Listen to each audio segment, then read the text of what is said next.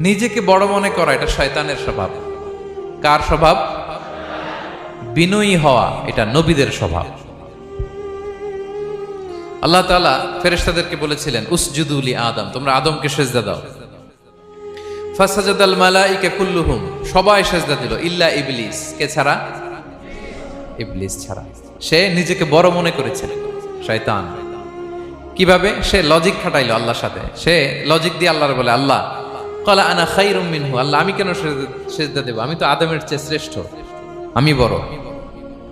আল্লাহ বলতেছে তুমি বড়? কেমনে বড়? শয়তান বলে খলাকতানি মিন নার, আপনি আমারে বানাইছেন কি দিয়ে? আগুন দিয়ে। ওয়া খলাকতাহু মিন তিন, আর আদমকে বানিয়েছেন মাটি দিয়ে। কি দিয়ে? মাটি দিয়ে। আগুনের ধর্ম দাউ দাউ করে উপরের দিকে কি করে? ওঠে, আর মাটি ঢিলা রেখে দিলে নিচে পড়ে যায়। তো সে যুক্তি দিয়ে বলতেছে আল্লাহ ঊর্ধ্বগামী কোন জিনিস তো নিম্নগামী কোন জিনিসের কাছে মাথা নোয়াতে পারে? যুক্তি মনে রাখ।